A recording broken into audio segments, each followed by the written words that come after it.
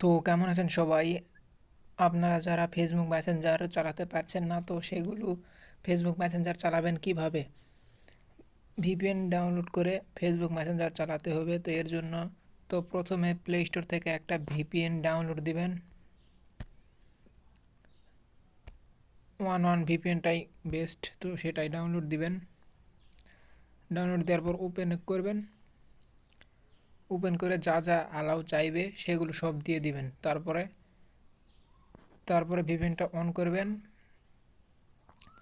On করার পরে আপনি চাইলে ফেসবুক চালাতে পারবেন, কিন্তু আমি আর একটা সেটিং দেখিয়ে দিচ্ছি। তো এর জন্য আপনারা এই যে থ্রি লাইন এখানে ক্লিক করবেন, তারপর এখানে সবার নিচে এখানে ক্লিক করবেন, তারপর আবার সবার নিচে এখানে ক্লিক করবেন, তারপরে এই আইডিটা কপি করবেন। কপি করে ব্যাগে যাবেন, ব্যাগে গিয়ে এখানে ক্লিক করবেন।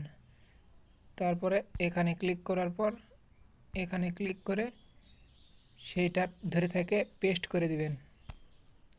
পেস্ট করে অ্যাপিলে ক্লিক করে দিবেন।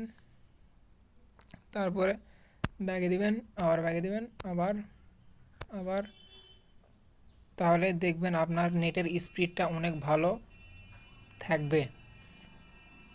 আর এখানে এটা এটা দেখুন, এটা উপরেরটা না নিচেরটা সিলেক্ট করতে হবে।